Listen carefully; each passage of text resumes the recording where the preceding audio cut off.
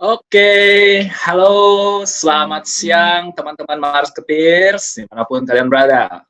Ya, kembali lagi, sesi siang, sesi jam 1 sampai jam 2 siang nanti, kita akan ngobrol banyak nih, seputar topik kita hari ini akan berbicara tentang, marketing for UKM.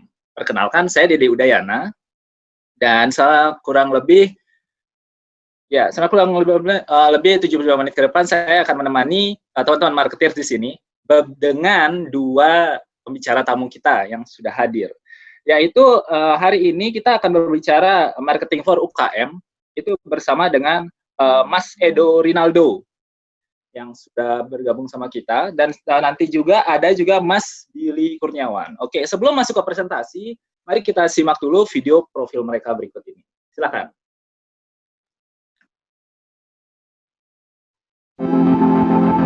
Pria ini sudah lama menggeluti dunia makanan dan minuman. Ia merupakan salah satu pemilik waralaba kedai kopi Jiwa Group yang menaungi Kopi Janji Jiwa. Pria lulusan Seattle University ini sudah memiliki banyak pengalaman di bidang makanan dan minuman, mulai dari Kelly's Bubble Tea and Symmetry Coffee Roaster, dan akhirnya mengibarkan merek sendiri, Kopi Janji Jiwa.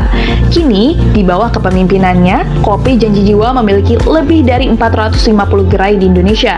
Inilah Billy Kurniawan, CEO and founder Jiwa Group.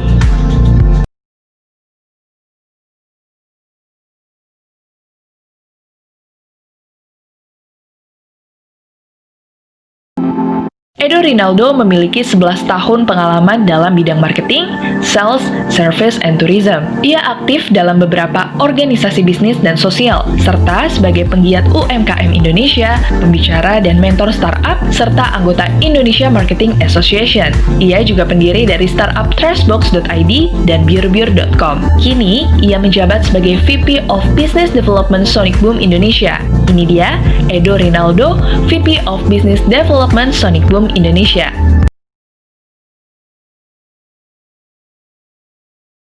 Halo Mas Billy Kurniawan sudah bergabung di sini. Selamat siang. Apa kabar? Siang, selamat siang Mas Dede, apa kabar? Mas Billy, apa kabar Mas Billy? Baik semua. Baiklah, ini di mana nih? Kayaknya ada satu di rumah, kayaknya ada satu di kantor nih, atau dua-dua di kantor atau di rumah? Ya, di rumah nih sekarang, masih tetap di rumah. Oke, baiklah. Oke, jadi Mas Edo dan Mas Billy kita akan berbicara, ini saya bacakan sedikit temanya tuh marketing for UKM ya.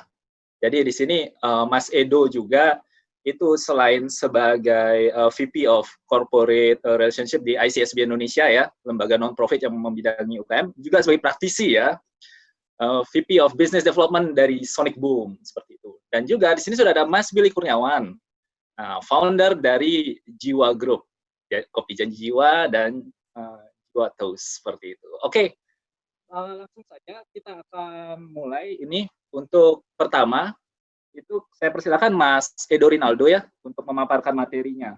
Waktunya 15 menit. Silakan Mas Edo. Oke.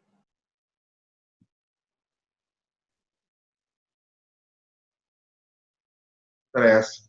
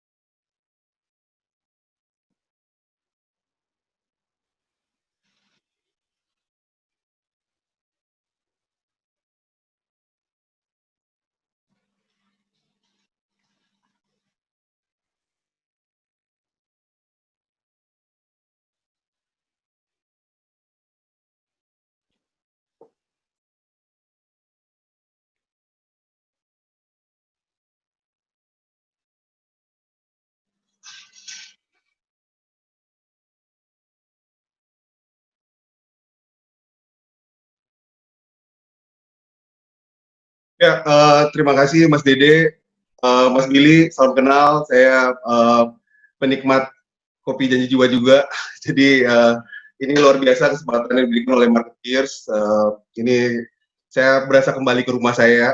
Jadi ini luar biasa sekali. Jadi Topik kita lihat pada hari ini berkaitan dengan marketing for UKM. Sebenarnya saya lebih ke sharing dan mengkombinasikan beberapa pengalaman dan insight-insight yang saya pernah lakukan selama ini. Jadi hampir kurang lebih 5 tahun ini saya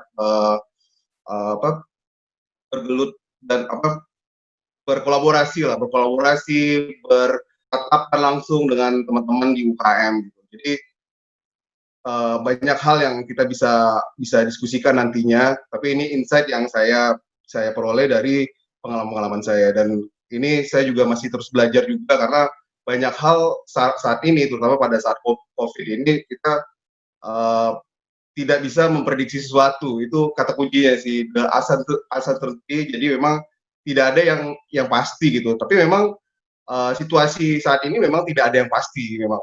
Jadi sampai kapanpun masa depan itu tidak bisa ditebak, tapi memang masa depan itu memang harus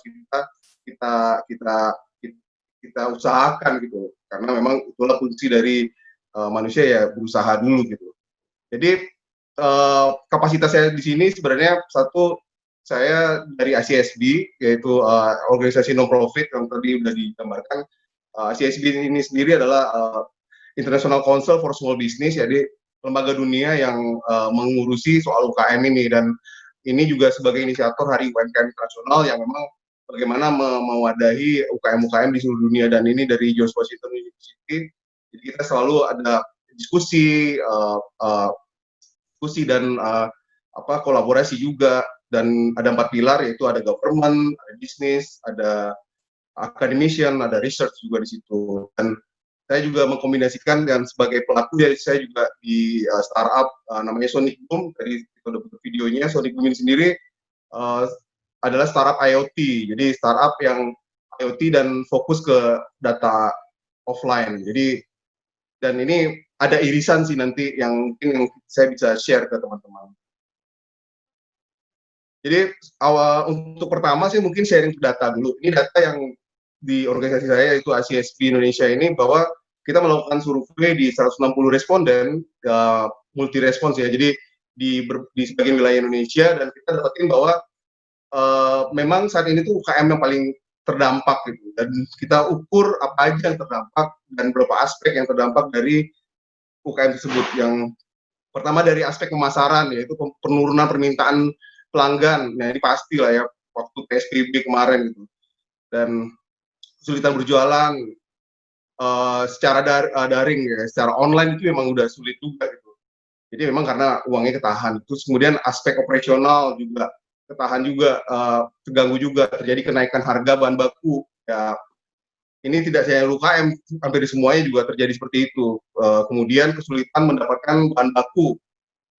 Jadi semuanya berubah gitu. Jadi antara, apalagi kalau ada yang teman-teman yang UKM yang kayak basisnya itu hampir 70% tuh ekspor ya, maksudnya dia mengandalkan ada bahan-bahan yang memang harus diekspor. Nah, itu memang susah banget karena semua negara, kayak kemarin itu sempat harga gula naik, itu memang krisis banget karena kebutuhan gula di Indonesia ada sekitar 3 juta, supply yang dalam negeri cuma sekitar 1 juta atau 2 juta, itu jadi nggak imbang gitu. Jadi, dan semua negara nggak mengalahkan ekspor ke tempat lain untuk fokus ke negaranya masing-masing. Dan ini ya, bahan baku itu seperti gula aja tuh memang sulit ya. Nanti mungkin Mas Billy mungkin bisa cerita dari dampaknya juga. Kemudian dari aspek sumber daya, motivasi kerja, karena banyak yang ya, orang ini kan sebenarnya kayak basic banget kan, supply and demand gitu. Ketika nggak kerja, ya orang nggak ada yang bisa nggak terjadi pembelian gitu. Jadi, dan banyak juga yang PHK gitu. Jadi ini ke pemasukan juga nggak ada gitu. Kemudian penurunan produktivitas pastinya, kemudian keuangan. Ya ini prosesnya, dan yang mungkin yang sebelah kanan teman-teman juga udah sering diomongin sama Pak Hermawan Prakerja juga. Jadi fase-fase ini memang harus kita lalui, dan mungkin saat ini adalah fase yang paling, yang kita harus mempersiapkan dengan kondisi apapun yang kita alamin kemarin ini gitu. Jadi apakah kita kemarin ada declining atau ada fase yang kita memang mendapatkan untung, tapi ada fase berikut ini, di fase preparing, kita memang harus kayak jangan sampai melewatkan momentum, karena ini adalah hal yang berharga yang kita harus, waktunya berharga banget gitu. Lewat momentum ini, ada yang dulu cuma menunggu dong, bentar lagi bakal normal lagi, bentar lagi akan seperti biasa lagi. Itu sekarang keburu-buru gitu untuk mempersiapkan sesuatunya. Jadi untuk yang saat ini bagi semua UKM ya memang sekarang lagi preparing semua, apakah itu untuk melakukan pivot bisnis atau apapun, itu dilakukan di saat ini gitu. Nggak bisa menunggu lagi karena ya udah cukup lah ya. Jadi kita jadi rakyat rebahan selama 3 bulan ini. Jadi saat ini memang nggak bisa jadi rakyat rebahan lagi, harus tetap berusaha maksimal gitu. Dan yang kita harapin sih di kuartal terakhir kita bisa bagus lagi gitu. Sebelum kita ngomongin marketingnya, kita kalau untuk UKM ini saya selalu berulang-ulang ngomongin 3 hal ini gitu. Jadi 3 aspek ini sebagai fundamental yang harus dimiliki oleh para UKM, baik itu startupnya mikro, kecil ataupun menengah gitu. Ya kita walaupun kami di startup seperti Sonic Boom itu kita masih menganggap kita masih kecil gitu. Dan memang penamaannya aja UKM atau startup ya penamaannya aja, tapi mentalitinya harus dirubah. Yang pertama itu kita ngomongin soal kewirausahaan gitu. Mental kewirausahaan dari teman-teman itu adalah bagaimana melihat peluang di balik ancaman ini. Bagaimana kita harus berani mengambil risiko, terus kemudian menginisiasi kolaborasi. Maksudnya apa? Karena dulu sebelum terjadi COVID ini, orang-orang banyak melihat sesuatu itu seperti rutinitas kan. Jadi rutinitas saja ya, udah kita berdagang, pagi kita buka, malam kita tutup, atau kita online, kita udah tahu tuh waktu-waktunya. Kalau mau posting sesuatu hari Senin atau hari pagi-pagi atau apa gitu. Tapi sekarang ini kita nggak bisa seperti itu. Entrepreneurship kita diuji gitu, bahwa ketika kita nggak bisa memutuskan sesuatu atau terlalu lambat untuk mengambil peluang ya itu jadi ancaman banget bagi kita dan risikonya besar. Dan sebagai entrepreneur ya risiko itu memang 2 hal yang selalu ada, itu seperti bayang-bayang dalam melakukan sesuatu. Sebagai entrepreneur itu selalu ada. Kemudian ya kreativitas. Jadi kreativitas bagi saya itu adalah ide dan eksekusi. Ide yang ada di teman-teman UKM atau pebisnis sekarang ini gitu. Jadi nggak cukup dengan ide doang. Ide itu karena bagi saya ide itu nggak penting gitu. Yang penting itu adalah ide yang valid, yang divalidasi. Nah, proses memvalidasi itu bagi yang masih kecil atau yang baru memulai startup atau memulai UKM pun itu bagaimana mengeksekusinya itu yang paling penting. Seperti yang saat ini yang terjadi di beberapa UKM atau startup pun banyak terjadi pivot bisnis gitu. Jadi dari pivot bisnis ke kebutuhan dasar gitu, kayak yang nanti saya kasih contohnya seperti ada teman saya namanya Kili Adventure di startup startup pariwisata gitu, salah satu member dari Wonderful Startup Academy, startup pariwisata yang dulunya Kili Adventure sekarang jadi Kili Mart gitu. Dan itu banyak banget gitu. Terus kemudian yang ketiga itu adalah produktivitas. Jadi saat ini memang kondisi apapun, produktivitas itu harus ada. Jadi produktivitas itu adalah efektif dan efisien. Dulu sebelum COVID, semua orang tuh ngomongin efektivitas. Efektivitas itu maksudnya kalau dari sisi marketing tuh kayak bagaimana sebanyak-banyaknya iklan dulu deh. Bagaimana sebanyak-banyaknya orang tahu tentang kita deh gitu. Kalau sekarang dengan kondisi kayak gini, kita harus mengukur sesuatu sesuai dengan kapasitas kita, yaitu kita harus menjadi efektif dan efisien. Itu yang sebenarnya menjadi kombinasi dari produktivitas.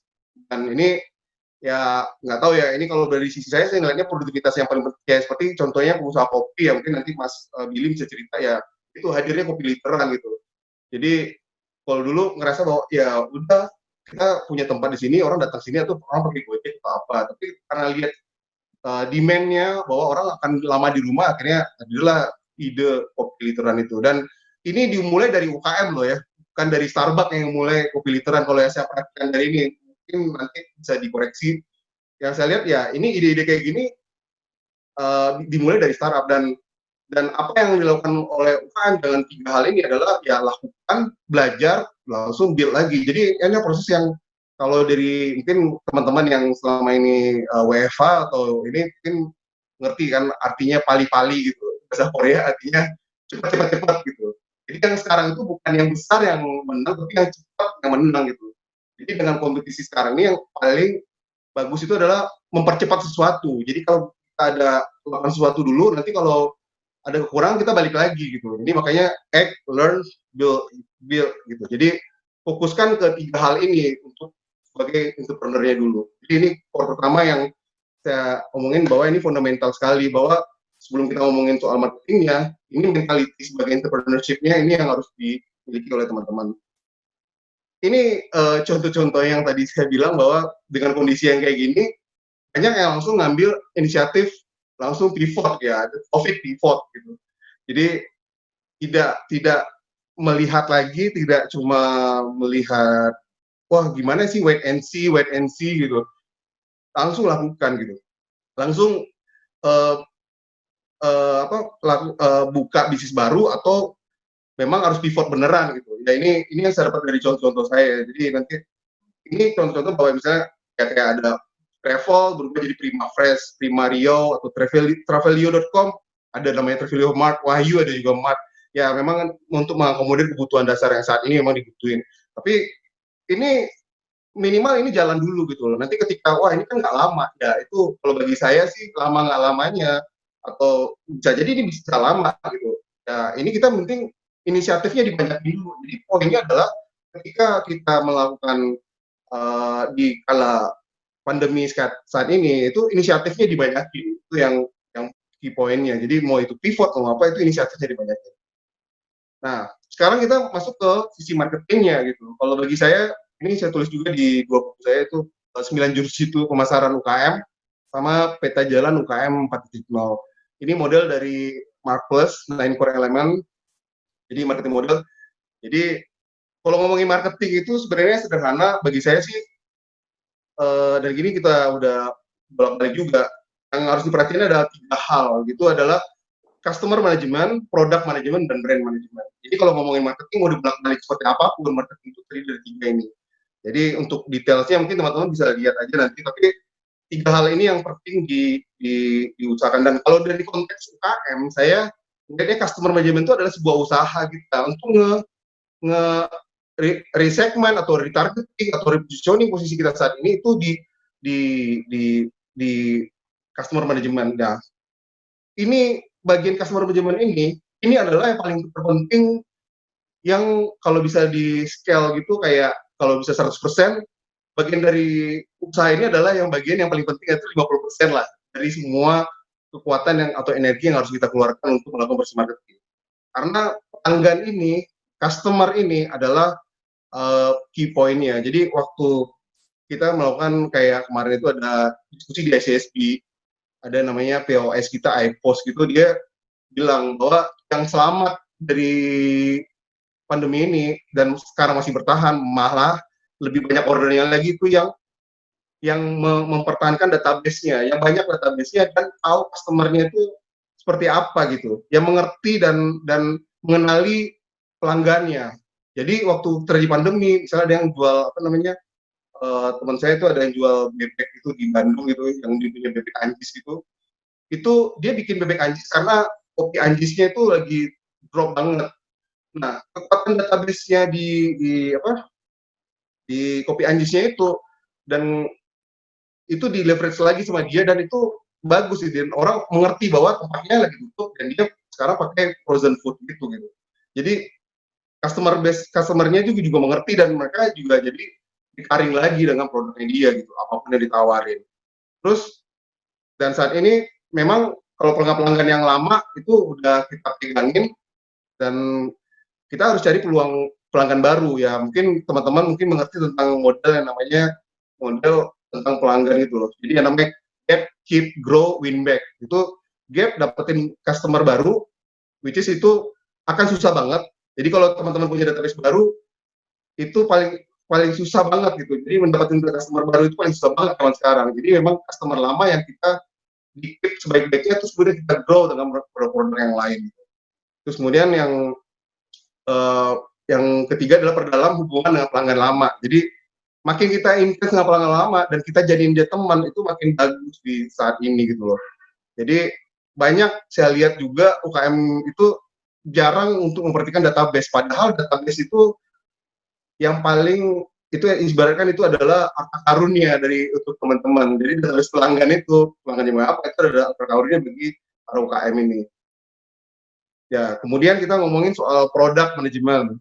Nah, dari sisi produk itu untuk saat pandemi ini atau krisis ini. Jadi kita nggak usah bikin produk yang terlalu aneh-aneh banget gitu loh. Jadi kalau misal makanan ya makanan dulu gitu, masih relevan lah. Atau memang pivot beneran secara bisnis modelnya. Tapi kalau bagi saya sih yang ada sekarang kita kemas sebaik mungkin. Mungkin kayak ini cerita yang dilakukan oleh Starbucks ya waktu itu. Jadi tahun 2008 ada krisis gitu, terus kemudian CEO-nya balik lagi, yang dia balik lagi dan selama ini Starbucks di-manage secara birokrat gitu kan, jadi banyak layernya. Kemudian CEO-nya bilang kita fokus kepada pelanggan dan bikin produk apa yang dimau oleh pelanggan gitu. Nah, dia bikin kayak My Starbucks apa ya dulu waktu itu ya, saya lupa sih namanya.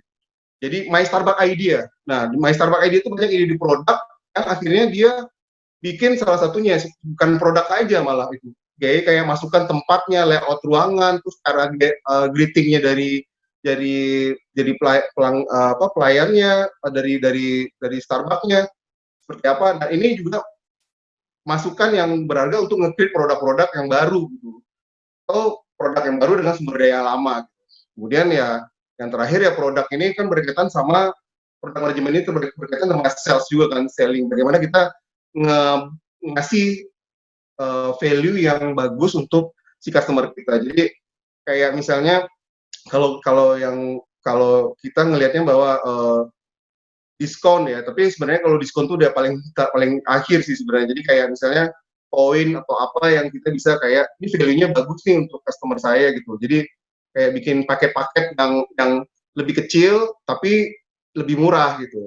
Tapi bukan mengurangi, tapi bukan menaikkan harga secara maksimal gitu. Jadi customer management, product management ini dua hal yang kita harus pikirkan di sisi untuk meningkatkan marketingnya. Kemudian yang terakhir adalah brandnya. Brandnya teman-teman, apa ya namanya? Kita ini berkaitan sama customer tadi juga sih. Jadi kalau kita jangan kelihatan di masa krisis ini kelihatan kayak apa? Kayak kita tuh lagi ngos-ngosan banget gitu loh ke customer kita. Jangan jadi kayak mengiba gitu, tolong apa beli dong gini-gini gitu kan. Saya juga banyak sih teman-teman yang kayak gitu, udahlah pokoknya gimana lah gitu, nggak bisa. Jadi brand ini adalah ini ibaratkan aset kita gitu. Jadi atau ya aset kita. Jadi bagaimana kita bisa memanage brand kita itu secara maksimal dan sayang banget ketika selama ini kita berbisnis kita nggak touch customer kita dan kita nggak dapetin testimoni dari pelanggan kita. Jadi saat ini nih yang paling bagus adalah bagaimana teman-teman tuh minta lagi testimoni selain untuk mengingatkan mereka lagi bahwa saya masih ada loh ya gitu. Saya mungkin teman-teman pengusaha apa ya misalnya baju atau apa ya gitu. Misalnya pengusaha baju atau pengusaha ya baju lah misalnya yang sering ya orang akan mungkin beli baju kan sekarang, tapi yang saya lihat dari beberapa Instagram itu seperti banyak yang beli baju yang baju rumahan gitu, beli kayak daster, malah itu yang meningkat sih gitu. Tapi at least itu teman-teman kayak coba minta testimoni dari pelanggan-pelanggan teman-teman. Jadi kayak minta lagi dong, apa sih kemarin ini yang kurang atau apa gitu. Nah, itu bukan hanya mengingatkan tentang produk yang teman-teman tawarkan, tapi juga mengingatkan teman-teman, mengingatkan customer ke brandnya teman-teman gitu. Jadi ini yang paling sederhana bisa lakukan. Kemudian ya kalau untuk konten digital ya saya lihatnya ya sebarkan konten-konten digital yang positif, jangan kayak wah ini udah parah nih, kita nggak akan mungkin buka usaha lagi ya apa gitu. Tapi baiknya sebarkan konten-konten yang misalnya cara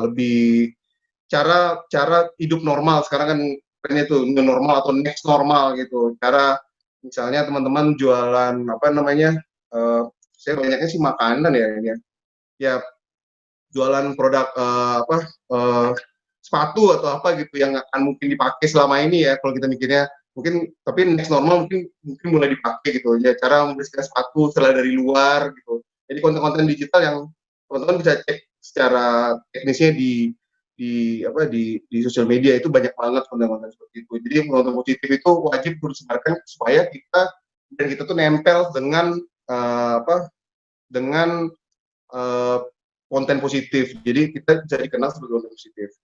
Nah, dari sisi UKM tadi saya cerita, dan ya seperti saya bilang bahwa saya di Sonic Boom juga, karena kita masuk perusahaan kecil, kita juga shifting gitu loh. Jadi melakukan pivot juga. Di sisi customer management, kita yang dulu di mall, kita pasang alat IoT kita untuk ngecek berapa sih jumlah visitor ke mall, karena itu nggak bisa dilakukan oleh counting people gitu kan.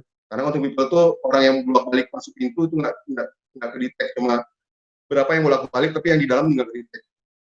Nah, tapi karena mallnya tutup, kita langsung shifting ke produk yang berkaitan sama worker gitu. Karena worker itu tetap akan ada, terutama untuk yang pabrik ya, bukan yang white collar gitu. Jadi, terus concernnya orang dulu cuma ngecek behavior orang, terus sekarang kita beralih ke bagaimana untuk ke physical distancing. Jadi dengan alat kita, itu bisa tahu orang jarak 2 meter, itu bisa tahu, bisa di-alert gitu, jangan terlalu dekat, atau bisa ngeliatin tingkat keramaian ada di situ gitu.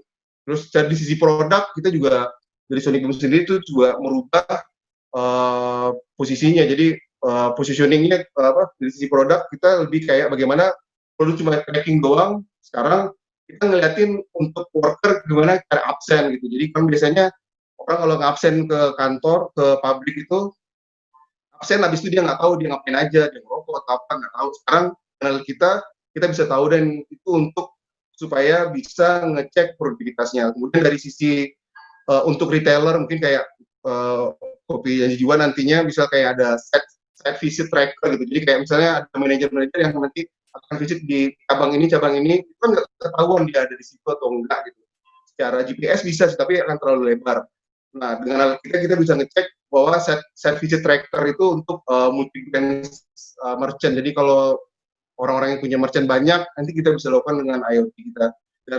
Dan dari sisi brand kita ganti kemarin dengan adanya COVID ini, kita Sonic Boom-nya tetap, tapi produk barunya Sonic Worker ini kita lagi launch. Ya ini sama apa yang kita omongin tadi di depan, bahwa di posisi krisis ini dan untuk UKM atau di startup pun sekarang memang harus muter otak terus gitu, bagaimana posisi kita, bagaimana kita tetap dikenali oleh customer kita, tapi dengan angle akan berbeda-beda, dan banyak masukan-masukan yang harus kita terima juga, walaupun tidak semuanya gitu. Jadi memang bagaimana kita adaptasi dengan posisi saat ini.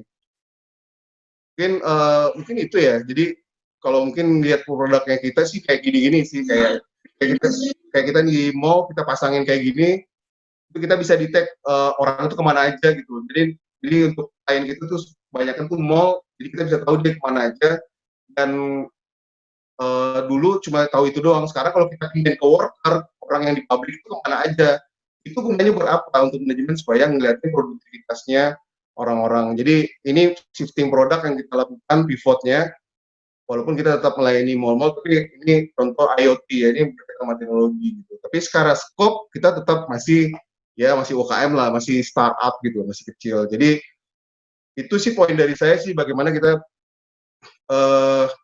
balik lagi ke sini untuk marketing ini 3 hal ini yang kita selalu ulang-ulang sih, dan bagaimana kita bisa memaksimalkan ini di setiap kondisi, terutama di kondisi pandemi ini. Mungkin itu sih Mas Dede dari saya sih. Mungkin nanti kita bisa lebih ke diskusinya sih. Oke, sip. Terima kasih Mas Edo. Ya, jadi tadi ada act, learn, build, repeat gitu lah. Act, learn, build, repeat. Karena selain kita nggak bisa nunggu ya. Karena di depan kan change terus nih, dinamis sekali gitu. Oke. Ada pertanyaan sudah masuk, tapi kita ke Mas Billy dulu nih. Nah, jadi sekarang Mas Billy akan mempresentasikan tentang gimana sih strategi marketing dari Janji Jiwa atau Jiwa Group ya Mas ya. Oke Mas Billy, saya persilakan 15 menit. Silakan. Thank you Mas Dede, thank you Mas Edo. Yeah. Jadi sebenarnya kayak Mas Edo ngomong tadi, UKM itu adalah startup. Kita juga mulai itu awal-awal masih kecil dengan 1 toko doang. Tapi yang beda yang kita lakukan adalah benar tadi kata Mas Edo, sekarang tuh zamannya database kan. Artinya apa? Banyak banget sekarang UKM yang modalnya rendah, tapi kita bisa menggunakan platform-platform dan tools yang ada untuk menganalisa target customer-nya mereka gitu. Nah itu salah satu yang kita lakukan gitu. Menyambung tadi aja biar karena topiknya masih hot dari Mas Edo tadi kan, mengenai tadi IoT di offline ya gitu. Nah, beberapa kayak konsep seperti kayak kita kan memang half-nya itu adalah dari offline, tapi half lagi dari online gitu. Nah, mungkin buat Mas Edo mungkin bisa analisa dari segi offline-nya, tapi saya perlu juga dari segi kayak misalnya gimana satu daerah ini merepresent customer kita gitu, karena delivery base kan. Jadi hal-hal seperti ini yang kita analisa, dan juga salah satu dari marketing teknik yang database ini menjadi arahan marketing yang kita lakukan di Kopi Janji Jiwa sendiri gitu. Dan I believe kayak this is a very good topik juga tadi yang Mas Edo udah bawain, dan what you are doing is very good karena bisa membantu UKM untuk maju ke depannya gitu, seperti yang kita lakukan gitu. Oke, aku akan menjelaskan sedikit mengenai brand kita Kopi Janji Jiwa ya. Nah tadi kan Mas Edo udah ngomong act, learn, build gitu ya. Biasanya kalau entrepreneur itu udah dapat feel-nya, opportunity-nya langsung pengennya nge-build gitu. Nah, inilah sedikit cerita gimana sih saya nge-build-nya gitu ya. Oke, dari brand profile-nya aja dulu boleh ditayangin presentasinya, thank you. Oke, jadi saya percaya kalau building a brand itu nggak bisa setengah-setengah. Artinya apa? Kita harus punya cerita yang kita sampaikan ke customer kita gitu. So, I believe kita harus build a story di mana Janji Jiwa itu sebenarnya adalah arti dari passion ya, karena saya itu dulu Q-grader juga. Q-grader artinya yang bisa nge-grade coffee dan segala macam. Karena dulu awalnya dari hobi doang gitu. Nah, saya itu bermain di bisnis F&B udah 9 tahun, tapi hobi saya memang di kopi gitu. Nah, itu nggak pernah kepikiran jadiin bisnis. Saya coba untuk mendalami lebih jauh lagi, cara nge-grade-nya gimana, terus gimana cara roasting, dan segala macam, baru kita mulai ke Kopi Janji Jiwa gitu. Karena saya melihat waktu itu learning, tapi baik lagi learning ya, learning dari market yang waktu itu adalah delivery lagi bagus gitu. So I believe grab and go coffee mestinya adalah sesuatu yang visible untuk dilakukan. Nah, habis itu kita mulai build ya. Nah, Janji Jiwa sendiri itu story-nya adalah passion ya. Artinya apa? Passion saya sebagai owner adalah mengetahui tentang kopi dan juga memberikan informasi traceability dari kopi itu sendiri ke customer kita. Itu artinya passion-nya gitu. Tapi kita punya second meaning gitu. Artinya apa? Kita pengen Janji Jiwa ini merepresent customer kita yang sedang ngelakuin passion-nya dan itu memegang dan meminum Kopi Janji Jiwa gitu sebagai temannya mereka gitu. That's the story about Kopi Janji Jiwa gitu. Nah, saya nggak pernah tahu dari story yang sangat simpel segitu bisa menjadi sampai besar sekarang 2 tahun. Itu semua berkat mungkin jelasnya adalah visi misi kita gitu. Di mana saya lihat juga dulu growth strategy ya, mungkin tadi Mas Edo pernah mention kayak 2008 Starbucks itu rehiring di CEO-nya Howard Schultz, balik lagi ke company to realign company's mission dan vision gitu kan. Balik lagi fokusnya gitu. It's very important, itu sangat-sangat penting sekali. Maupun bisnis sekecil apa harus punya jelas visi dan misinya gitu. Nah, kalau dari kita adalah kita melihat pioneer-pioneer di luar negeri sana, mereka bisa buka toko kopi di setiap sudut gitu. Nah, itu kita pengennya seperti itu gitu. Menjadi gerai coffee chain ya yang ada di setiap sudut pelosok di Indonesia gitu. Dan misinya adalah memperkenalkan biji kopi Indonesia bukan hanya ke customer lokal tapi ke budaya kopi Indonesia ke luar negeri nantinya, internasional. Nah, itu misinya gitu. Nah, menunjuk misi itu adalah kenapa kita menggunakan misi itu, karena kita menjunjung konsep bean to cup. Artinya apa? This is another story. Kalau Janji Jiwa itu roasting kopinya sendiri, in-house facility. Artinya apa? Kita sourcing-nya udah sendiri, dan kita yang sediain kita ke customer, kita tahu sekali traceability-nya dari mana sih kopi ini berasal gitu. Jadi the whole process kita tahu. Nah, ini salah satu poin unik yang sering kita bawa juga sebagai brand identity dari Kopi Janji Jiwa sendiri. Gitu. Next slide. Nah, ini bisa dilihat dari values ya. Jadi visi, misi, dan values atau nilai gitu. Nilainya adalah satu adalah a cup for farmers. Ini yang tadi komitmen kita untuk mengambil langsung traceability langsung dari para petani koperasi gitu. Atau misalnya meskipun beberapa perusahaan yang merepresentasikan grup-grup tani yang ada gitu. A cup to partners artinya kita menjunjung tinggi dengan ini adalah partnership ya, kita banyakkan kemitraan. Jadi ini gimana kita menjunjung tinggi kayak relationship based dengan mitra-mitra kita, supplier-supplier kita. Tadi Mas Edo sempat mention ya, saya relate lagi, banyak banget hubungan dengan ketika COVID itu dengan gula, dengan mungkin kopi juga, logistik lah yang ingredient itu semuanya terhambat gitu. Itu semua ada hubungannya juga dengan account to partners ini, gimana cara kita build strong relationship dengan mereka. Karena apa? Ketika terjadi musibah seperti COVID yang kemarin ini, yang sampai sekarang masih terjadi, itu banyak sekali yang stuck, cash flow-nya stuck lah, pengiriman nggak bisa lah, banyak sekali masalah yang terjadi gitu. Apalagi kalau kita cuma punya satu cabang sih, nggak terlalu, mungkin kita masih bisa ngakalin gitu, ngambil dari different suppliers atau gimana. Cuman kalau kita seperti Janji Jiwa udah mempunyai beberapa ratus cabang, itu semuanya tindakan semua itu harus dipikirkan jauh-jauh hari, dan gimana caranya biar supplier itu bisa menjadi salah satu kunci kita untuk menghadapi musibah-musibah seperti ini gitu. Nah itu a cup to partners itu. A cup for the people adalah gimana cara kita consumer focus, balik lagi ke consumer focus. Nah, jadi 3 nilai ini udah melambangkan apa yang penting dalam satu usaha, terutama usaha Janji Jiwa gitu.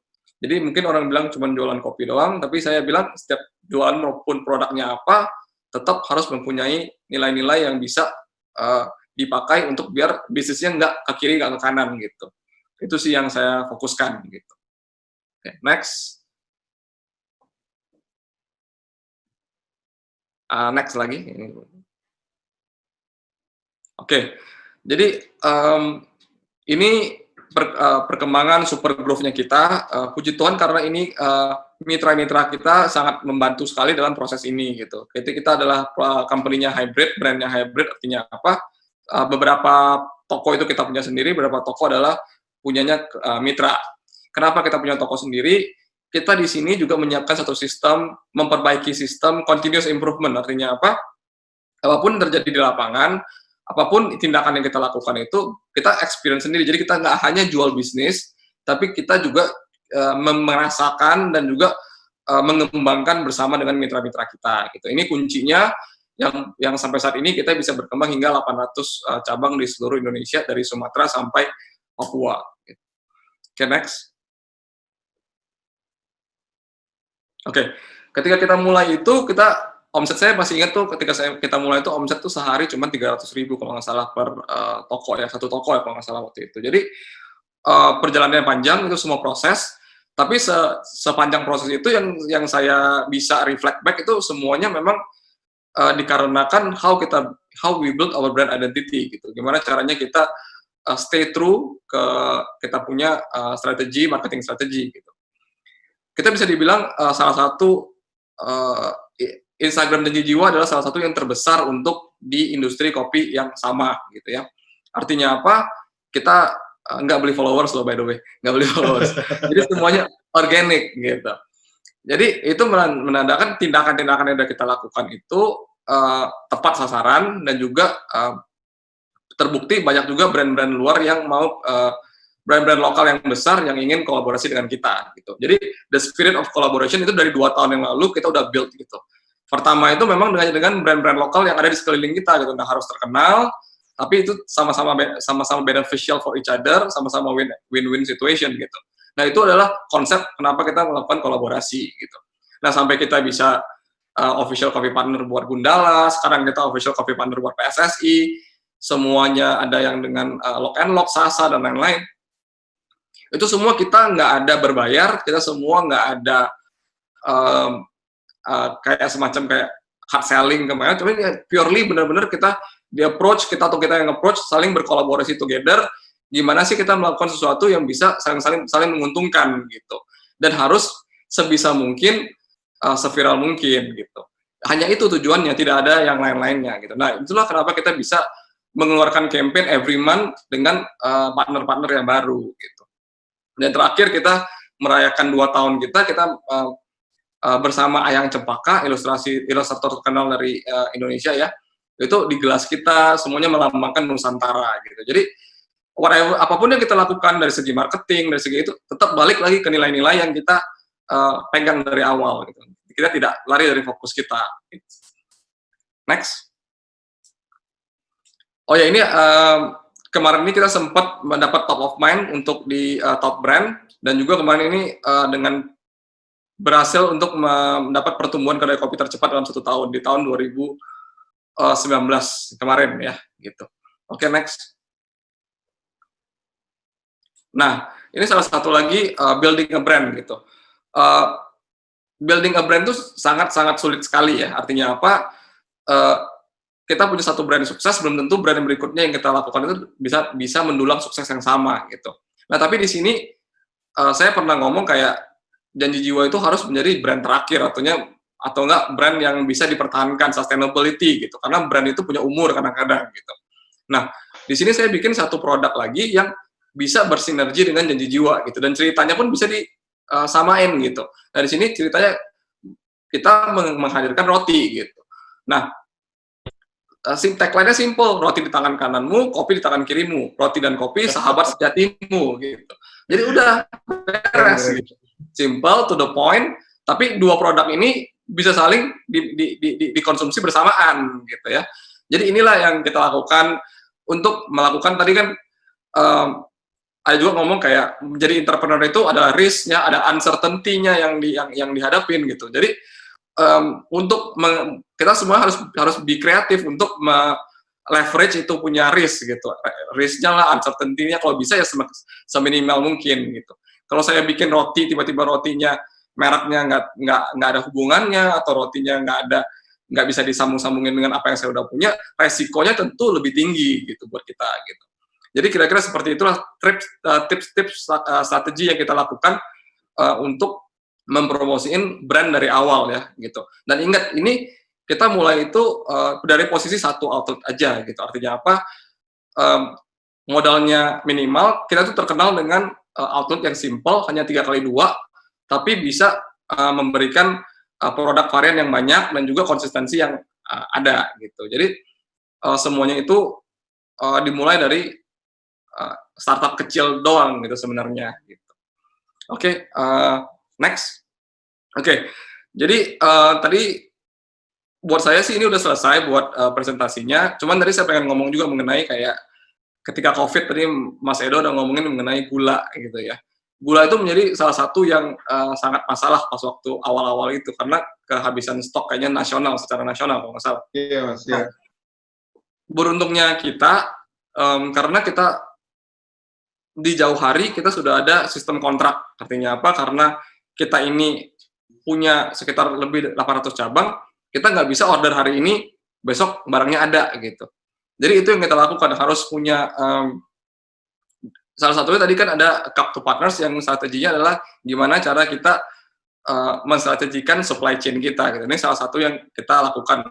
Dan ini semuanya belajar as we go ya. Karena 2 tahun lalu saya nggak ngerti semua ini gitu.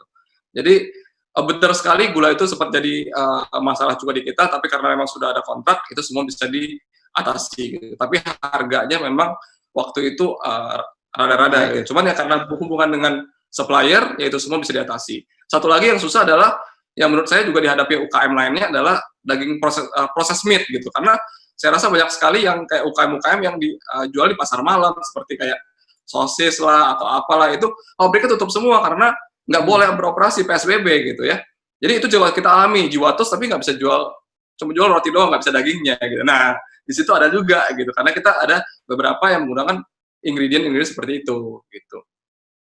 Oke, so far buat saya itu dulu. Mungkin kita bisa lanjutkan di diskusi ya. Oke. Terima kasih Mas Billy. Oke. Yang tadi itu. Nah, sekarang dari Mas Billy ini value-nya tuh dapat omni. Jadi kalau di Makbas tuh biasanya kayak konsep omni kan. Dua paradoks atau sesuatu yang bertentangan tuh dijadiin satu gitu. Value-nya tuh tadi muncul banget itu dari petani ke customer, itu kan itu kita dengan partner tuh horizontal. Jadi benar-benar dapat banget nih. Oke. Good value. Itu sangat bagus sekali untuk yang sekarang. Jadi kita nggak takut kan kalau misalkan vertikalnya stuck, oke, kita masih bisa horizontal ataupun sebaliknya seperti itu. Oke, sekarang kita masuk ke sesi pertanyaan nih. Ini sudah cukup menumpuk ya pertanyaan. Jadi saya akan buka dulu pertanyaan untuk kedua narasumber ini, untuk Mas Edo dan Mas Billy. Silakan siapa saja mau mulai menjawab. Dari Mbak Eliana. Ini dia seorang pegiat UKM di bidang fashion seperti itu. Jadi ada 2 pertanyaan sih ini. Komalia namanya. Komalia organisasinya Eliana. Yes. Nama baju Oke. ya. Oke, pertanyaan pertama, bagaimana dengan bisnis UMKM di bidang fashion yang akan merilis brand? Apakah produknya harus sesuai dengan kebutuhan pasar? Nah, seperti itu. Padahal tidak sesuai dengan filosofi brand. Nah, jadi ini berbicara tentang idealisme atau nilai atau value dari brand itu ya. Kalau di krisisnya, apakah kita benar-benar harus berubah seperti itu? Dan jika iya, maka brand dan filosofi apakah harus berubah sesuai dengan jenis rilis produk seperti itu? Karena untuk di fashion sendiri, itu ada beberapa fashion designer yang menyebutkan saat ini brand di fashion itu nggak penting gitu loh. Yang penting kita survive aja. Nah itu silakan Mas Edo atau Mas Billy dulu. Boleh Mas Billy? Oh iya. Oke, kalau dari saya sih sebenarnya ini bagaimana dengan bisnis UMKM bidang fashion yang akan merilis brand? Apakah produknya harus sesuai dengan produk kebutuhan pasar? Iya. Jadi kalau menjual sesuatu yang tidak sesuai dengan pasar, ya itu mau jual kemana gitu. Jadi kalau filosofi brand itu kan maksudnya itu saya nggak ngerti filosofi brand sih. Maksudnya itu kan ada value kan di brand itu. Brand itu kecuali ya kayak tadi kan saya kasih contoh ada before COVID itu kan yang kayak beda kan, beda langsung bisnis modelnya beda gitu. Tapi kalau namanya baju ya fashion ya tergantung dari kitanya pasarnya butuhnya apa sih sekarang ini. Dan kalau memang kayak misalnya mungkin maksudnya gini nih, saya itu pembuat UKM baju pesta, sementara sekarang nggak ada pesta gitu, mungkin gitu ya. Terus apakah saya harus merilis brand pesta gitu? Kalau menurut saya tahan dulu brand pestanya, kecuali bisa ada pesta virtual gitu kan, itu bisa dikonekin kayak gitu. Tapi itu kan sayang aja gitu, orang nggak ada pesta tuh kita bikin brand pesta gitu. Tapi mungkin ya itu angle itu bisa terjadi macam-macam sih. Terus jika iya maka brand dan filosofi, jika iya maka brand dan filosofi apakah harus diubah sesuai dengan jenis rilis produknya? Iya, jadi kalau misalnya produknya saya nggak tahu fashion apa yang Anda Mbak Komalia buat, tapi sesuatu itu balikin lagi ke customer-nya gitu. Kita mau nyasar segmen apa, customer-nya apa. Kan tadi Mas Billy juga lakukan di Janji Jiwa kan, dia udah jelas segmennya seperti apa, filosofi produknya apa. Jadi itu match gitu antara apa yang kita deliver sama apa yang diinginkan oleh customer-nya gitu. Dan itu makanya terjadi pembelian. Balik kita cuma pengen gaya-gayaan doang, maksudnya itu pengen kayak apa, ya saya yang hobi doang sih ini gitu. Itu kan beda. Tapi kan ini balik lagi ke kita ngomongin ke bisnis kan, bukan hobi gitu. Ini itu sih jawaban dari saya. Jadi benar sekali sekarang itu kalau memang nggak bisa grow, ya survive gitu. Jadi kalau teman-teman nggak bisa grow, yang penting survive. Yang penting omset dulu kalau misalnya itu. Yang penting survive dulu gitu. Kalau nggak bisa grow, ya omset. Mungkin Mas Billy, silakan Mas Billy. Oke, tadi sih agree ya dengan Mas Edo. Saya tambahin aja, mungkin kalau maksudnya kalau dia buat brand baru itu mungkin harus tahu marketnya dulu. Kalau misalnya itu sesuatu yang benar-benar baru yang pengen diintroduce, berarti kan pasti marketnya niche ya. Artinya cuma segelintir orang yang ngerti gitu. Jadi itu mungkin harus diedukasi lagi pasarnya, gimana cara nerangin filosofinya. Itu banyak banget channel-channel atau platform-platform yang harus disebar gitu ya. Nah, tapi kalau mau lebih gampang kan dengan apa yang sudah menjadi market demand dilakukan twist sendiri sesuai dengan apa yang kita expertise kita gitu. Nah, itu mungkin lebih gampang untuk penetrasi pasar gitu. Dengan embel-embel lainnya kita nanti akan pelan-pelan introduce yang signature kita yang baru ini gitu. Itu juga bisa gitu kan. It's all about kayak how kita penetrate market. Kalau misalnya dengan makan barang baru tapi nggak penetrate market ya susah juga gitu.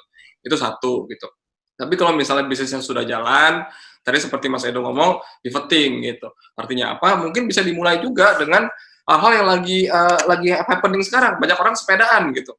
Berarti kan bisnisnya adalah fashion gitu. Ya bikin jaket sepedaan gitu misalnya gitu. Yang sekarang kan semuanya pakai jaket, mesti sepeda mesti pakai jaket, kalau masuk angin kan. Jadi manfaatkan momennya, manfaatkan waktunya setelah misalnya memperkenalkan yang lebih gampang sesuai dengan market mau apa, kita pelan-pelan suntik yang kita benar-benar mau introduce to the market, gitu salah satunya ya. Ketiga tadi adalah start being true kayak ke customer kita, even though kita jualnya masker kain misalnya, atau misalnya jaket sepeda misalnya, atau kan barang baru gitu. Apa sih keunggulan kita gitu? Apakah kita tahu benangnya dari mana, atau penjahit kita memang kita kumpulan penjahit konveksi dari mana? Itu semua bisa ditonjolkan sebagai brand value yang kita sampaikan ke customer kita. Nggak bisa jaminan itu bisa langsung jalan, tapi setidaknya kita sudah melakukan our part to introduce ke customer brand kita itu seperti apa sih gitu. Itu sih dari saya.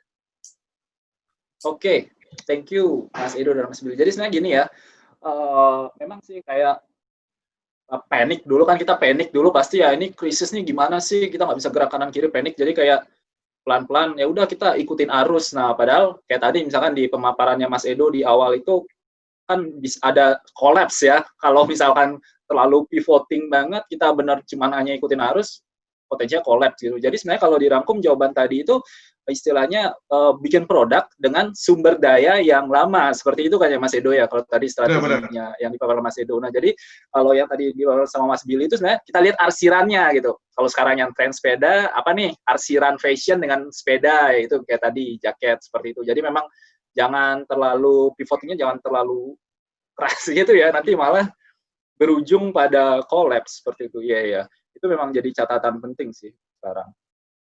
Oke. Ini ada pertanyaan juga nih dari Diko XL Aksiata. Untuk Mas Billy, kapan Janji Jiwa memutuskan menjadi franchise, dan ada tips apakah ada tips untuk membangun atau create brand usaha kita menjadi franchise? Ya memang Janji Jiwa ini terkenal dengan franchise-nya ya Mas Billy ya. Silakan Mas Billy. Oke, thank you pertanyaannya, thank you Mas Dede. Tips buat build a brand, franchise brand ya. Jadi sekarang banyak banget yang nawarin kemitraan gitu ya. Kita ngomong kemitraan karena kalau franchise itu memang perlu kriteria-kriteria seperti berapa 5 tahun atau segalanya. Gitu. Jadi kalau kemitraan itu memang sekarang bisa ditawarkan lebih cepat gitu sebagai form of business relation gitu ya. Jadi banyak banget sekarang yang nawarin kemitraan tapi dengan harga murah gitu, tapi tidak ada management fee atau royalty fee, dan jual putus aja gitu. Jadi ketika melakukan satu bisnis kemitraan harus dilihat arahnya kemana gitu. Apakah ini hanya memanfaatkan momentum aja, hanya sebagai itu aja. Tapi kalau ketika kita melakukan usaha seperti itu, kita harus bisa mempertanggungjawabkan kepada customer kita gitu. Kalau itu adalah mitra kita itu ngerti, oke, ini saya bisnis yang hanya survive cuma 6 bulan doang, misalnya balik modal, untung, tutup gitu misalnya ya. Itu ada juga yang kayak begitu gitu. Jadi etikanya seperti apa gitu. Nah, tapi kalau dari Janji Jiwa sendiri, dari awal itu, kita memang nggak harus fokus ke kemitraan, gitu. Tapi memang salah satu mencari capital itu adalah dari kemitraan, gitu. Di balik kemitraan itu, kita pengen brand ini sustainable, artinya bisa tahan sampai 10 tahun ke atas, gitu.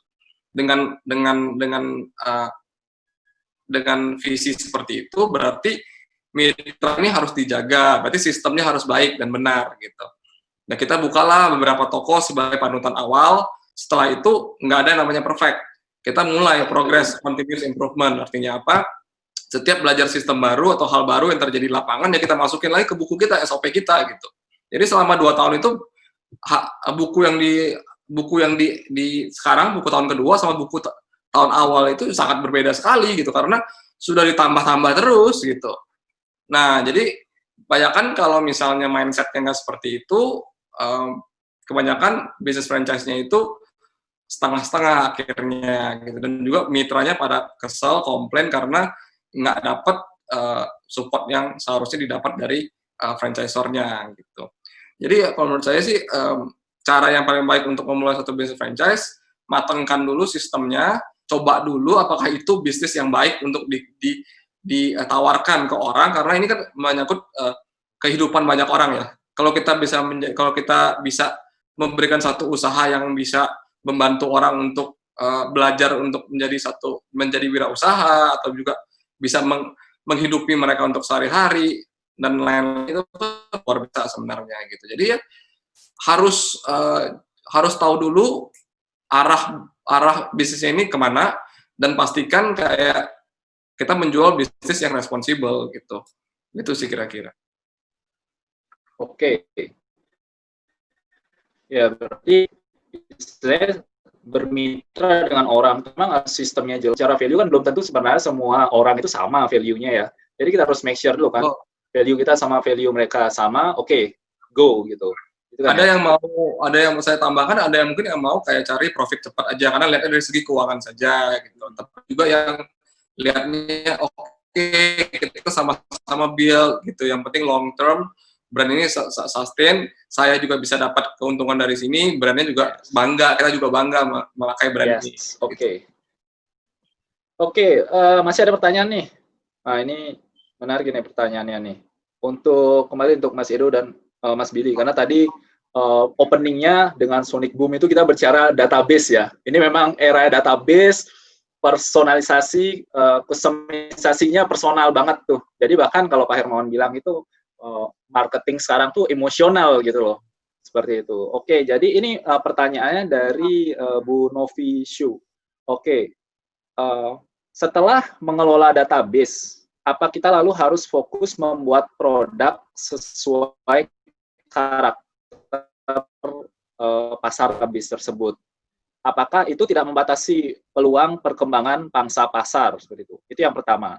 Berikutnya yang kedua, bagaimana cara memperbesar pangsa pasar tanpa mengorbankan harga dan kualitas? Oke, jadi yang pertama itu ngomongin gimana sih kita mengacu pada database ini seperti itu, apakah harus benar-benar bikinnya sesuai karakter pasar seperti itu atau tidak? Mungkin dari Mas Edo dulu, Mas. Silakan, Mas.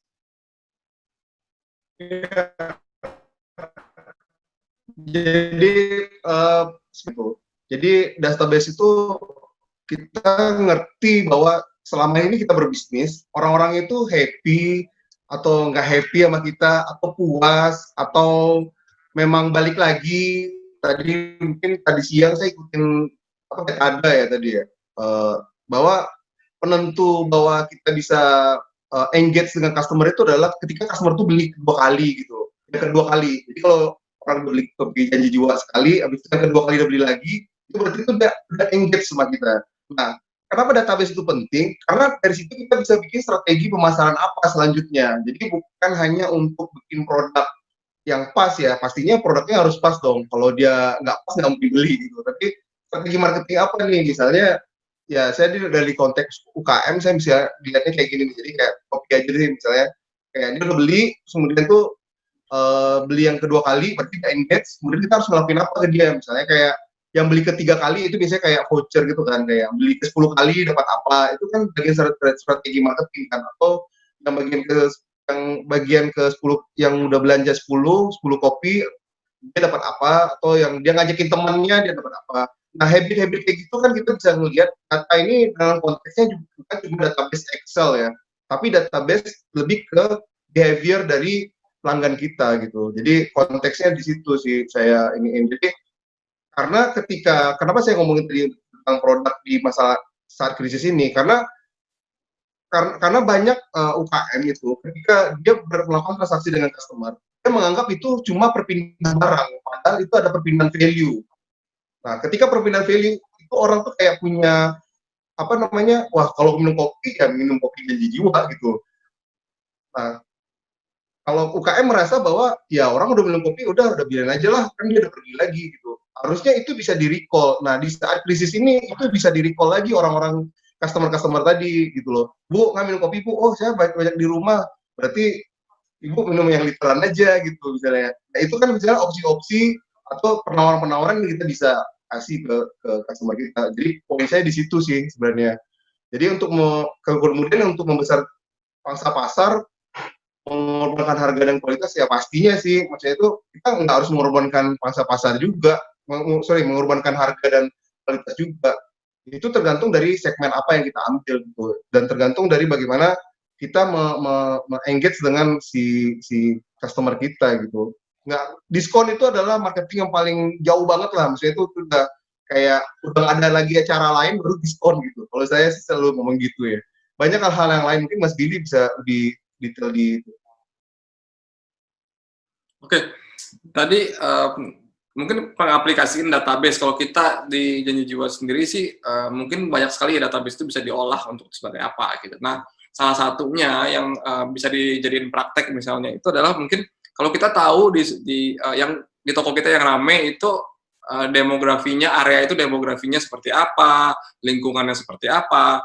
Ketika kita mempunyai database customer kita buat di lingkungan itu, kita bisa bertindak untuk membuka cabang baru di kira-kira lokasi-lokasi yang mirip dengan database yang sudah kita punya. Artinya apa? Analisa pemilihan lokasi menjadi lebih terarah, resikonya lebih minimum, dan nggak asal-asalan gitu. Jadi di sini database itu bukan sebagai satu garansi, tapi sebagai satu support atau backup dalam mengambil satu decision gitu. Dan itu tidak hanya di lokasi, tapi banyak sekali ya business decision yang kita ambil berdasarkan disupport sama data gitu. Kalau nggak kita berhubungan dengan partner kita, bisnis partner kita atau apa, kamu ngapain kayak begini gitu. Oh, karena di datanya menunjukkan begini, gitu, ya kan? Mungkin insting kita juga sudah benar sebenarnya, tapi insting tanpa data kan kadang-kadang nggak searah, gitu. Itu salah satunya ya, dengan database, gitu. Kedua, tadi mungkin mengenai pangsa pasar dengan penurunan harga, gitu. Kalau kita bilang kita menjual satu brand atau satu produk di segmen A, gitu, ya bangsa pasar kita berarti di segmen A gitu, bukan di segmen B atau segmen C gitu. Dari awal kita udah bilang, oke, saya punya brand ini ditujukan ke segmen A gitu. Nah, dibilang ketika harus mengorbankan dengan menurunkan harga, artinya apa? Kita dari segmen A mau masuk segmen B, segmen C. Nah, itu belum tentu juga terjadi gitu. Karena di pasar kita yang segmen A itu ternyata memang cuma segini aja market share-nya gitu, dan di situ kompetisinya banyak misalnya gitu. Ya kita hanya bisa bermain di market seperti itu.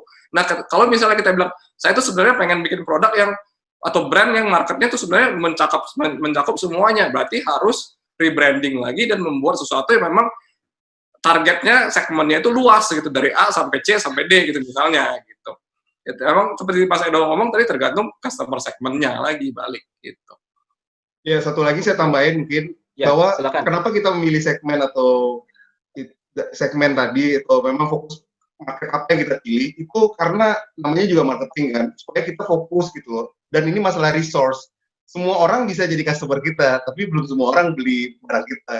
Jadi supaya mainin resource banyak apa yang kita punya gitu, itu aja sih. Yes. Gitu.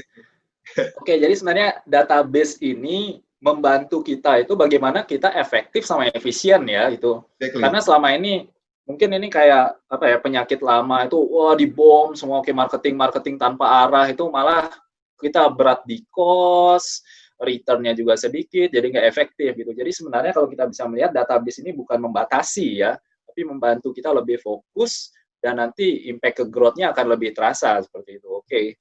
Ya, benar. Database, jadi kustomisasi itu penting. Oke, ini masih ada lanjut nih pertanyaan nih. Ya, oke. Ini dari Mas Raditya, Datascript ya. Ini pertanyaan untuk Mas Billy. Branding apa yang sudah dilakukan dan paling berpengaruh di Janji Jiwa? Silakan, Mas. Sebenarnya sih kalau dari segi kayak campaign kali ya, bukan branding kali ya, campaign kali ya. Campaign apa yang kita lakukan berpengaruh ke Janji Jiwa ya. Sebenarnya sih yang paling lumayan pas pertama itu berkesannya sih mungkin ketika Sasa ya. Mungkin kayak gimana caranya berkolaborasi dengan Sasa menghasilkan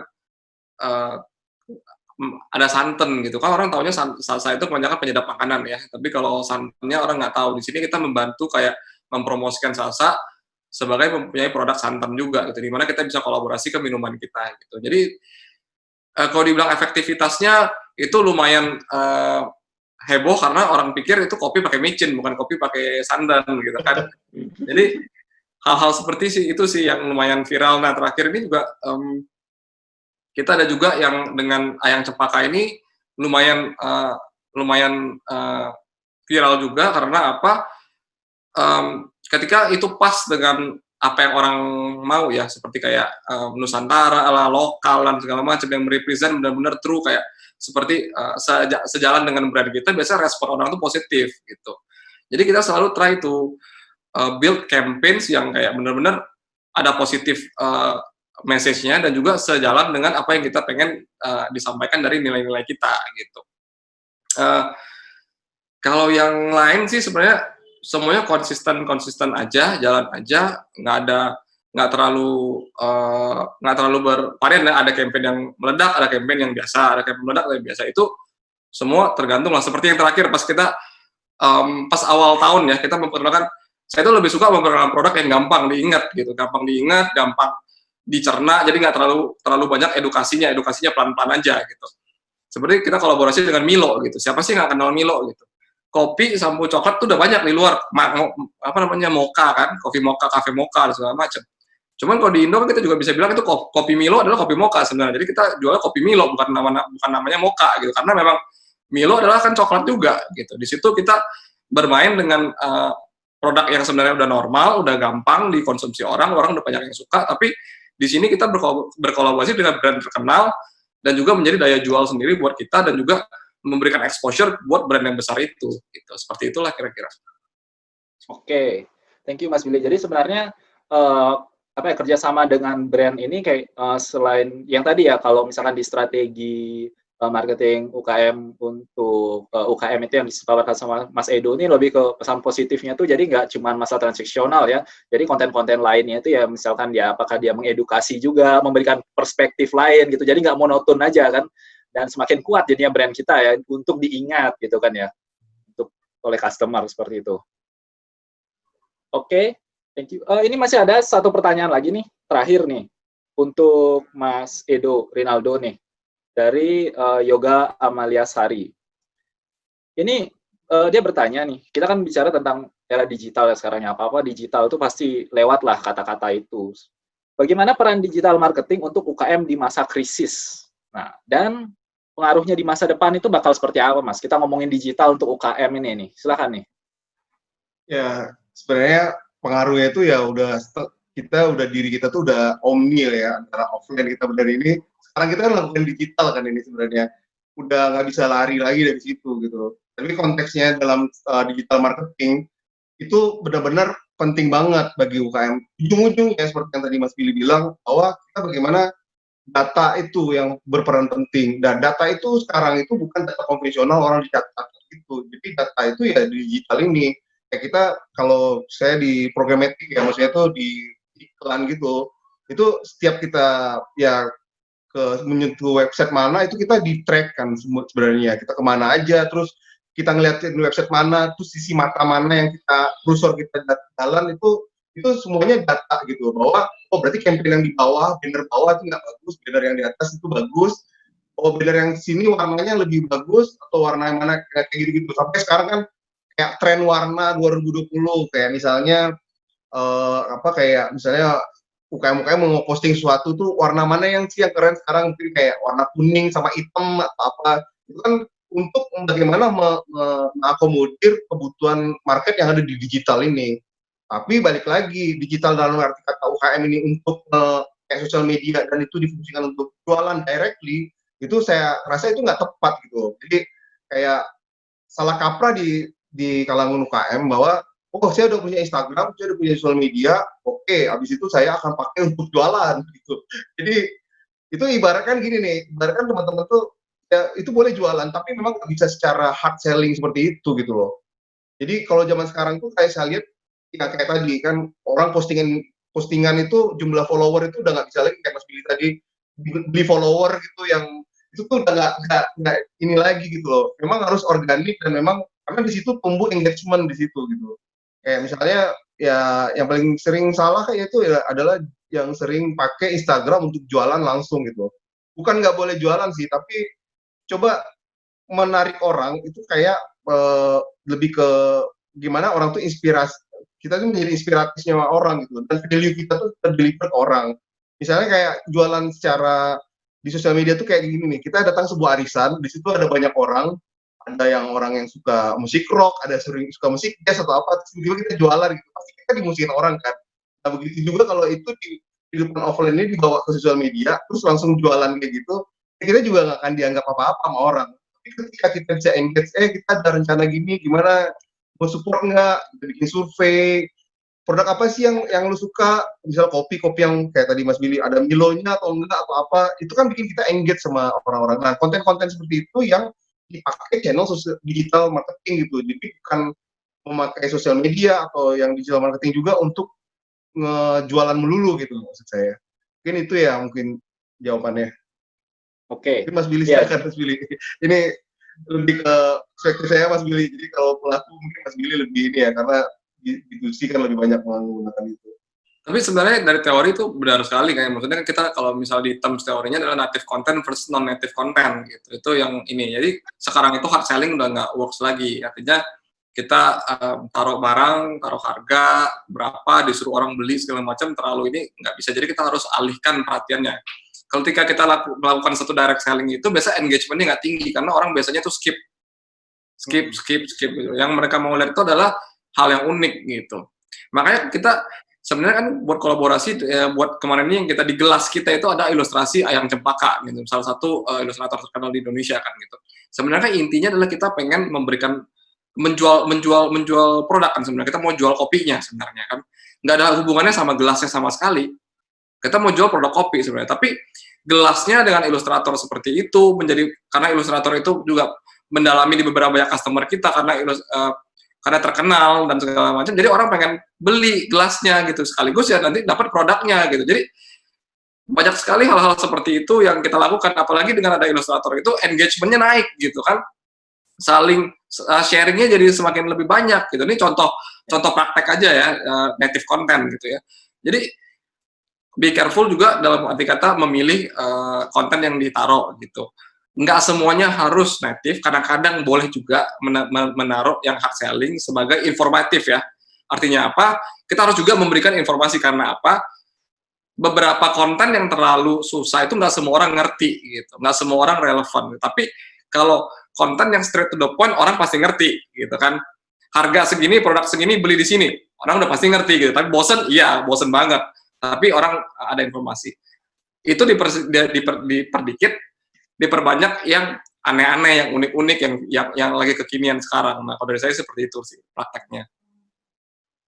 Oke, ya digital marketing sebenarnya membantu kita untuk lebih engage ya. Karena sebenarnya kan terbukanya informasi ini semua udah teredukasi lah, semua udah tahu lah ya. Jadi yang tadi beli-beli follower, imitasi itu ya udah nggak lagi. Mungkin itu di awal-awal aja gitu. Tapi sekarang memang lebih ke engage, personalisasi, apa ya istilahnya benar-benar hati ke hati mungkin ya, jiwa ke jiwa.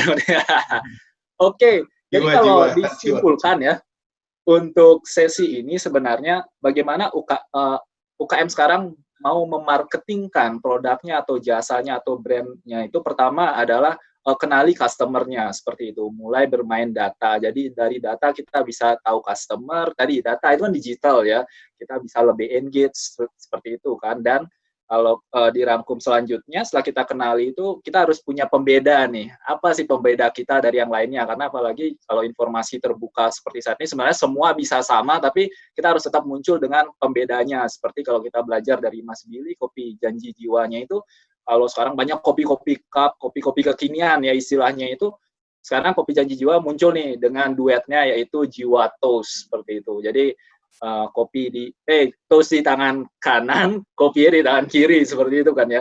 Kalau saya egg and cheese di tangan kanan, kopi janji jiwa di tangan kiri. Itu setiap pagi itu benar-benar nemenin meeting banget, yang nggak bisa tinggal. Dan terakhir kontennya ya, kontennya itu memang harus organik karena tujuan kita meningkatkan engagement ya. Karena customer tuh pingin lebih sesuatu yang personal. Sekarang nggak lagi kita mainnya mungkin masif, tapi masif secara lebih personal, lebih targeting seperti itu. Oke, terima kasih Mas Billy sama Mas Edo. Tapi sebelum menutup nih, closing statement dulu. Seperti biasa, apa ada pesan atau yang ingin disampaikan kepada teman-teman marketer bagi yang mungkin baru ingin memulai menjadi UKM atau sudah menjalankan UKM? Silakan Mas Edo dulu.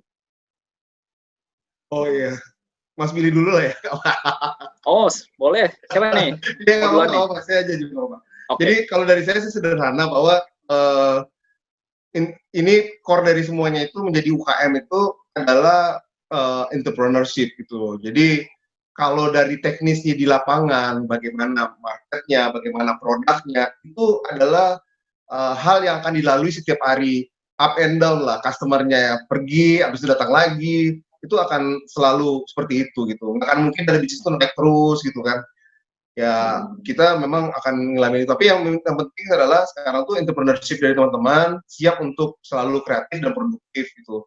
Dan yang tadi itu act, learn, and build selalu di fase itu akan selalu ada. Dan untuk sisi marketingnya yang 3 hal tadi, product management, customer sama brandnya. Itu yang brand itu selalu saya ngomong, brand orang ngeliatnya cuma logo doang. Padahal yang tadi Mas Billy lihat sampaikan itu luar biasa, bahwa filosofinya itu aset yang bisa sampai franchise sampai apa, tenannya sampai merchant sampai 800 itu gara-gara brand itu gitu. Jadi aset yang nggak bisa digantikan sama orang lain itu ya adalah brand. Jadi kadang-kadang UKM tuh brand tuh kayak udah dibikin, kan gampang bikin brand, udah jadi ya, udah. Tapi padahal brand itu berat banget, itu aset yang harus dijaga baik-baik kayak bayi gitu. Dan itu yang nggak boleh dilupakan. Ya itu saja dari saya. Jadi satu lagi ya, tetap semangat sih, apapun kondisinya, tetap semangat gitu. Oke, thank you Mas Edo. Silakan Mas Billy, closing statement-nya. Oke, aku nambahin aja mungkin dari poinnya Mas Edo. Kalau dari tadi Mas Edo juga sempat ngomong kayak ide itu nggak penting, yang penting eksekusinya. Gitu, itu salah satunya gitu ya. Jadi mungkin ide itu, tiap ada ide dieksekusi dulu gitu. Ketika mengeksekusi dengan hati-hati dan diperhitungkan gitu. Jadi jangan asal melangkah juga gitu. Jadi ambil langkah pertama, turn the idea into an action, habis itu be careful on the action gitu. Hati-hati ya di sana.